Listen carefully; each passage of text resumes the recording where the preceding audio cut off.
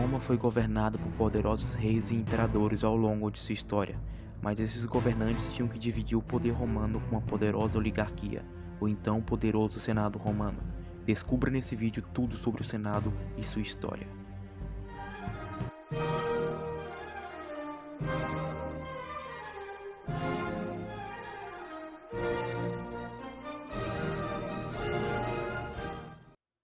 O Senado romano era formado por cerca de 300 pessoas, representando as mais ricas famílias de Roma. Havia sido criado durante o período monárquico romano, a Cúria, ou Assembleia, formado por todos os cidadãos romanos em idade militar. Sua função era ratificar as leis apresentadas pelos reis e aprovadas pelo Senado. O Senado tinha sua importância em aconselhar os poderosos reis de Roma, guiar seus sucessores e se opor a reformas políticas. Os senadores podiam ostentar sua posição privilegiada, tendo cargos militares importantes garantidos para eles e seus filhos. As cadeiras do Senado eram hereditárias, portanto, somente um patrício romano poderia se tornar um senador. Durante toda a história de Roma, o Senado teve um papel de muita relevância e poder, desde o Reino de Roma, a República Romana e o poderoso Império Romano. Foi durante a República que o Senado experimentou seu apogeu de poder, nomeando os governantes de Roma, o cônsul, que eram líderes militares e representantes de todo o Senado. Por muitos séculos, o Senado foi a organização política mais poderosa do Estado romano, mas cometeram um grande erro ao assassinar Júlio César, ditador perpétuo de Roma.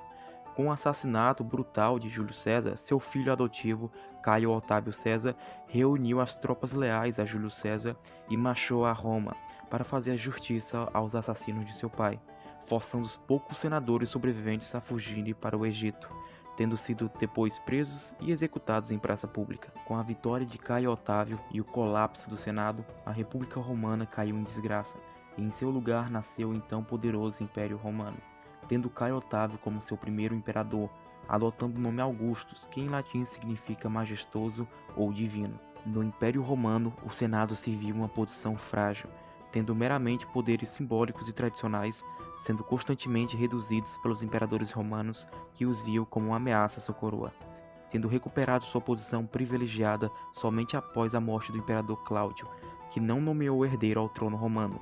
Coube assim ao Senado escolher um novo imperador de Roma, sendo escolhido Nero, filho adotivo de Cláudio e sobrinho de Calígula, que logo viria a ser conhecido como Nero, o Louco.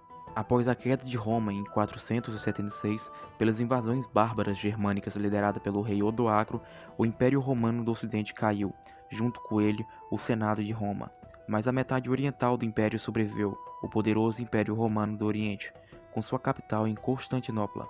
Para manter a tradição do Império Romano, a Corte Imperial do Oriente criou o Senado Imperial de Constantinopla, designando os poderosos governadores provinciais para as cadeiras do Senado, mas que não tinham nenhum poder real, pois o Imperador Romano do Oriente tinha um poder ainda mais centralizado do que os imperadores romanos do Ocidente. O último grande feito do Senado Romano foi a nomeação de Constantino XI como o novo imperador do Império Romano, sendo esse o último imperador de Roma, pois em 1453 Constantinopla foi cercada por milhares de soldados turcos, liderado pelo seu sultão, Maomé II, tendo sido essa a última batalha dos lendários soldados romanos, pois com a queda de Constantinopla e a morte de Constantino, a única corte sobrevivente de Roma caiu, e junto com ela, todo o legado de Roma e suas conquistas.